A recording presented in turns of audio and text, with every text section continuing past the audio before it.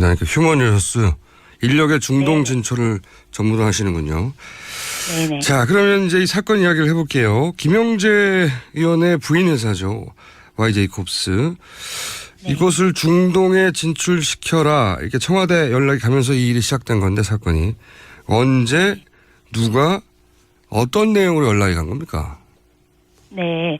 저는 이제 2014년 2월 26일에 갑자기 이제 조원동 당시 전 청와대 경제수석으로부터 전화를 받았습니다. 예. 그래서 내용은 김영재 성형외과라는 곳이 있는데 성형 리프팅실의 특허를 가지고 있다. 그래서 이제 UAE를 진출하려고 하는데 이 리프팅실에 대해서 UAE 사람들이 관심을 보일지 뭐 사업성은 있을지 이런 부분들을 좀 만나보고 검토해보고 의견을 달라 이런 내용이었고요. 저는 이제 바로 다음 날 김영재 측 면담을 갔습니다. 사업 타당성 검토를 해달라 이런 얘기네요. 한마디로. 네네. 조원동 수석과는 어떤 관계가 있어서 그런 전화를 대표님한테 한 건가요? 네. 제가 이전에 근무하던 직장인 기획재정부의 이제 상사이셨기 때문에, 제가 오랫동안 알던 분이었고요. 그리고 이제 제가 중동 사람들에 대한 이해도가 높다는 것을 이제 조선님도 알고 계셨기 때문에 저한테 연락을 하신 것 같습니다. 그 전화를 받았을 때 이제 생각했던 거는 조원동 수석님이 어떤 개인적인 이런 부탁을 하실 분이 아니라는 이제 생각이 들었고, 이게 윗선의 지시가 있었구나 이런 생각을 저는 좀 직감적으로 느낄 수 있었고요. 그래서 청와대 경제수석 위에는 비서실장하고 대통령밖에 없는데 이게 그럼 누구 짓일까 이렇게 좀 의아하다는 생각을 했습니다. 의아하다고 생각하시면서도 이제 그런 연락이 왔으니까 경제수석은 사실 굉장히 높은 자리죠. 네. 공직사회에서. 네. 그래서 그 다음날 바로 가셨는데 그 업체 YJ콥스 김영재 의원 부인 회사 가봤더니 어떤 곳이던가요? 처음 느낌이 어땠습니까? 예, 제가 이제 가서 조원동 경제수석의 소개로 왔습니다. 이렇게 하고 인사를 했는데 네. 김영재 의원 측의 반응이 굉장히 좀 의외였습니다. 어떻게요? 대부분 누구의 소개를 받고 인사를 하게 되면 네. 뭐 제가 평소에 잘 아는 분이세요라든가 최근에 어디서 제가 뵀어요, 식사를 했어요라든가 이제 본인과 어떤 친분이 있는지를 그렇죠. 대부분 좀 얘기를 하죠. 그리고 만약에 이제 소개한 분을 직접 모른다면 아니면 다른 수석이나 비서관 행정관 누구를 안다. 이런 식의 이제 얘기를 기대를 했는데요. 당연히. 네네. 김영재 측의 반응이 조원동이 누구지? 경제수석? 그런 게 뭐야? 이런 분위기였어요. 경제수석도 뭔지 모르고 조원동 수석도 누군지도 모르고. 그리고 이제 경제수석이 굉장히 높다 이런 생각도 별로 안 하는 것 같았고요. 고위직 인사라는 것도 모르고. 예. 네네. 그래서 사실 강남에 이제 성형외과가 수백 개 있고 의사 한 명이 운영하는 규모라면은 강남에서도 굉장히 작은 규모잖아요. 그렇죠. 그런데 청와대 지금 현직 경제수석이 이 미팅을 잡아줬다라고 했는데도 이렇게 전혀 고마워하는 그런 기색이 없었고요. 굉장히 좀 갑스러운 느낌이 많이 들어서 굉장히 좀 규모에 비해서 왜 이렇게 갑스럽지? 뭔가 좀 예사롭지 않다 그런 생각을 했습니다. 첫 만남에서부터 굉장히 이상했군요. 네네. 규모도 굉장히 작은 곳인데도 경제수석이 가라고 해서 왔는데 그거 대단한 일이냐 이렇게 여겼다. 그런 인상을 받았다는. 네네 맞습니다. 굉장히 이상한 케이스 맞겠습니다. 그래서 그쪽에서는 준비가 돼 있던가요? 잘? 성형과 안티에이징 같은 것을 이렇게 복합적으로 이렇게 원스톱으로 제공할 수 있는 큰 규모의 어떤 체인 형식으로 중동을 진출하고 싶다. 하지만 이제 구체적인 컨디션은 생각해보지 않았다. 이런 얘기를 했었고, 그때 이제 이렇게 미팅하면서 제시했던 자료들은 거의 임상실험하는 자료들이었습니다. 1인 의원이 중동에 진출을 처음 해가지고 성형 안티에이징 복합센터 체인을 만든다. 이런 게 가능한 이야기입니까? 대부분은 사실은 그 반대의 상황으로 진행이 되거든요. 그러니까 한국에서는 이미 이제 큰 규모의 체인을 운영하고 있는 그런 노하우를 가지고 있는 업체라 하더라도 이렇게 잘 모르는 이제 중동에 진출할 때는 처음에는 소규모로 진출을 하고 이제 현지 시장 상황을 봐가면서 이제 확장을 해나가는 게 보통인데요. 그 김영재 의원 측은 그 반대의 상황이었어요. 국내에서도 경험이 없는 그런 성형 안티에이징 복합 센터라는 큰 그림을 그리고 있었고, 그것을 이제 한 번도 가본 적이 없는 중동에서 실현시키겠다. 이런 이제 계획이었습니다. 그러니까 계획이 없는 거네요. 한마디로 말하면. 구체적인 계획도 없는데 청와대에서 가보라고 했다. 자, 그럼 이 시점에서 제가 한번 파악해보고 싶은 게 뭐냐면, 2014년 2월 26일에 연락을 받으셨고 그 다음날 27일에 가셨는데 당시 2월 달에 UAE에서 왕세제 아부다비 왕세제가 대통령을 방문했다 이런 기사가 있었거든요. 혹시 네. 이것과 관련이 있는 겁니까? 제가 이제 조성님한테 듣기로도 예. 조성님이 전화하시기 바로 전날 예. 2014년 2월 25일에 박근혜 대통령과 아부다비 모하메드 왕세자 간에 이제 비공개 면담이 있었다고 들었고요. 예. 바로 전날이네요. 네네. 그리고 이제 모하메드 왕세자는 이제 차기 그 UAE 국왕이 되실 분이시고, 이분의 그 오른팔인 이제 칼둔 무바락 이분은 이제 무바달라 국부펀드의 그룹 CEO이기도 하면서 그 UAE 이제 원자력 공사의 회장이고 또 동시에 맨체스터 구단주를 겸직하고 있는 정말 그 아부다비 핵심 인사입니다. 그분이군요. 맨체스터 구단주. 이분이 그리고 이명박 대통령 시절에 그 원전 계약 맺었던 그분 아닙니까? 네네, 맞습니다. 그래서 이날 이제 방문을 하고 UAE 측에서는 한국과 이제 정부 간 협력 채널을 이제 핫라인을 만들어서 그 UAE 측에서는 칼둔을 정하겠다. 한국에서도 이제 핫라인의 창구를 정해달라라는 이제 그런 요청을 했다고 들었고요. 경제협력 채널에 상대방을 정해라. 그런데 그 조원동 수석이 제가 기사에서 읽었습니다만 그 김기춘 비서실장이 본인에게 한 라인을 하라고 했다. 라는 얘기를 했다고 하는데 맞습니까? 네, 맞습니다. 이제 공식 면담 이후에 김기춘 비서실장이 그 조원동 수석한테 UAE와의 협력을 위한 그 한국 측 한 라인이 되라 이런 지시를 해서 이제 조성님도 알겠다 이렇게 했다고 들었습니다. 그러면 이제 정리를 해보자면 UAE의 아부다비 왕세제를 면담하고 바로 김기춘 비서실장이 조원동 수석을 UAE와의 한 라인이 되라라고 지적을 한 다음에 네. 그리고 이제 정호성 비서관이 최근에 언론을 통해서도 인정했는데 정호성 비서관이 김영재 의원을 UAE에 진출시켜라 이런 요청이 만난 다음 날 조원동 수석한테 가고 그다음 조원동 수석이 바로 전화를 대표님한테 하고 대표님은 바로 다음 날 그러니까 하루 사이 모든 일이 하루하루 상간에 모든 일이 벌어졌네요. 그죠?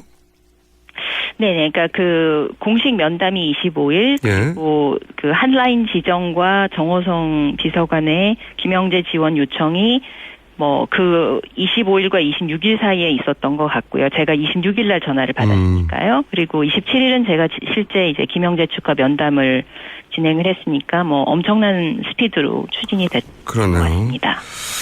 최근 언론 보도로는 그 정호성 비서관은 또 이 지시를 대통령으로부터 받았다라고 언론이 보도됐는데 그러면은 이건 이제 물론 그때는 그 사실을 모르셨겠지만 네. 청와대 핵심 실세들이 직접 요청한 거란 말이죠. 이 회사를 중동에 진출시키라고. 근데 왜 의견은 어렵다, 부정적이다 이렇게 내신 겁니까?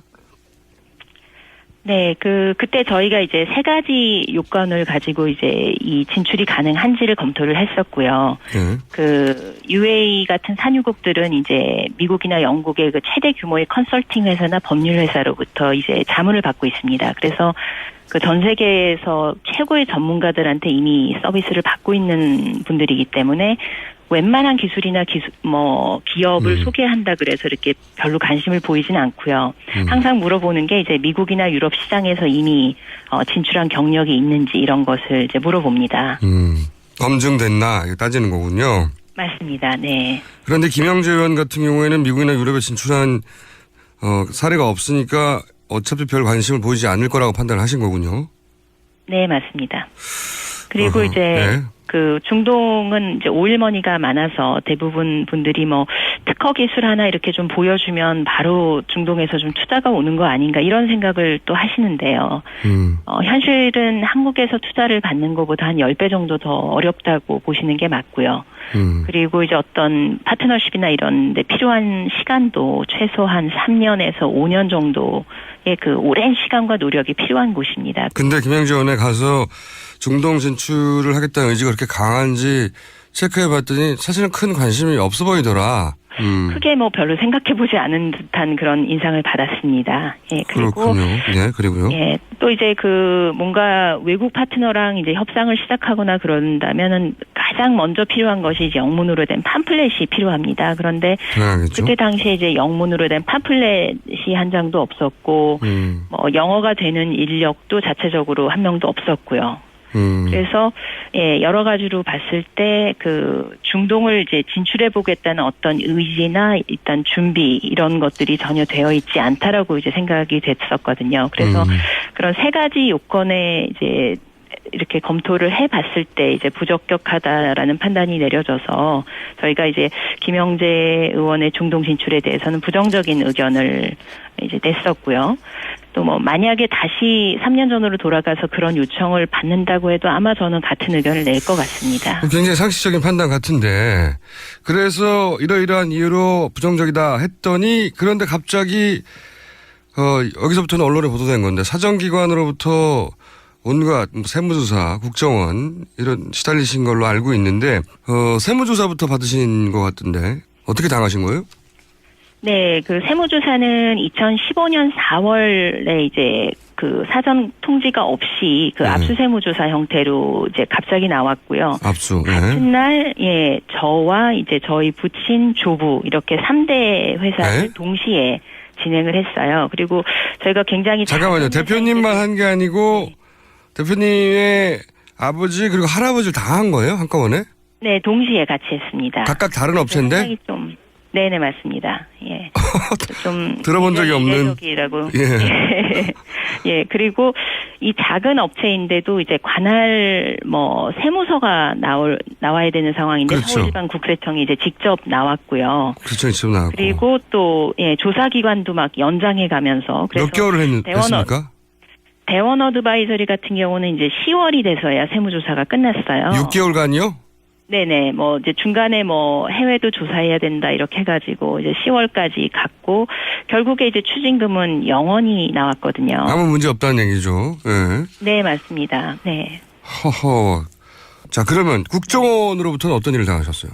그, 부정적인 이제 의견을 내고 나서, 2014년 한 10월경부터 그 국정원 직원들이 저희 가족, 그리고 이전 직장 상사, 또 심지어는 해외 대사관에서도 이제 저에 대해서 탐문한다는 얘기를 들었고요.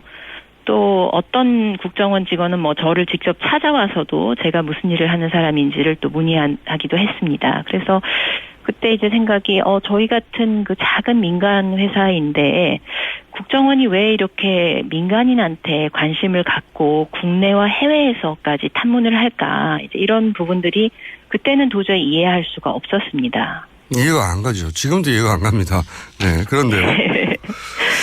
그리고 이제 국정원 사찰이 한 5개월 정도 지나고 있는 시점이 이제 2015년 3월인데, 이제 그때 또 안종범 당시 경제수석과 이제 조윤선 당시 정무수석이 제가 뭐 VIP의 중동 사업을 방해하는 불법 브로커다, 뭐 나쁜 사람이다, 그래서 VIP가 노하셨다, 뭐 이런 또 모함을 하더라고요. 그리고 이제 바로 그 다음 달인 이제 15년 4월부터 세무조사가 시작이 됐었고, 세무조사에서 이제 무혐의가 나왔는데, 그래서 저는 그때 생각이 이제 국정원이 뭐 저를 한 6개월 조사하고 국세청도 6개월 정도 조사를 해서 무혐의가 나왔으면 제가 그 뭐 위법한 일을 하지 않는다는 좀 결백이 증명되지 않을까 그렇게 기대를 했었거든요. 이제 끝났구나 싶었는데. 예. 네네, 끝났구나 싶었죠. 그런데 그게 아니고 이제 가족들에 대한 어떤 감사원의 표적 감사라던가 인사보복 이런 것들이 2016년 10월까지도 계속 진행이 됐습니다. 가족들에 대한 감사원의 표적 감사라면 가족분들이 공직에 계신가 봅니다. 공무원. 네네, 맞습니다. 아하. 네네. 그러니까 3대 회사를 다 털고 그리고 가족 중에 공직에 있는 분들도 다 털고. 네네, 맞습니다. 이야, 이게 아니 그 1인 의원을 중동 진출을 이러이러저러한 합리적인 이유로 어렵다고 부정적인 의견을 냈다는 것만으로 이렇게까지 하는 거는 듣고 보니 더더욱 이해가 안 가는데요. 신문 기사로 간단히 접했을 때도 이해가 안 갔지만. 네, 그 이제 비선 실세 그 단골 성형외과에 대해서 이제 부정적인 의견을 냈다는 이유로 그 김영재 측이 이제 그 이현주가 특허를 갈취하려고 한다 이런 모함을 그 부속실 정호성 비서관한테 했다고 들었고요. 그래서 아마 제가 이제 그걸로 인해서 청와대의 어떤 블랙리스트에 올라간 것 같다는 생각이 듭니다. 아, 블랙리스트. 특검이 이제 네. 문학의 이외에도 블랙리스트가 있다라고 했는데 그런 종류의 블랙리스트를 의미하시는 건가요? 제가 이제 지난 3년간 직접 경험을 해본 사람으로서 말씀드리면요. 예. 블랙리스트는 문학의 이외에 여러 분야에 존재한다는 그런 얘기들이 저는 굉장히 공감이 되고요. 그동안 이제 가족들이 받은 어떤 뭐 인사보복, 뭐 감사원의 표적 감사, 뭐 사찰, 세무조사, 이렇게 많은 부서들이 관여되는 걸 보면 이제 제가 김영재를 지원하지 않은 것 때문에 이제 청와대의 블랙리스트에 올라가 있었고 또 그 청와대 핵심 수석들이 직접 모함도 하고 또 여러 정부기관들이 저와 이제 저희 가족들을 모두 보복하기 위해서 이제 동참을 하거든요. 그래서 제가 생각되는 거는 문화계가 아닌 다른 블랙리스트가 분명히 존재하고 저도 그 블랙리스트에 올라가 있던 사람이었던 것 같고 그래서 이 블랙리스트가 청와대를 중심으로 해서 여러 정부기관에 공유되고 있었고 또 이 보복도 굉장히 체계적으로 관리가 되면서 진행이 된 것 같다. 그런 의혹이 듭니다. 그래서 특검이 그런 얘기를 하는 거군요. 실제 겪으신 분도 그런 얘기를 하시는 거고 이런 사례가 또 있겠죠 아마도.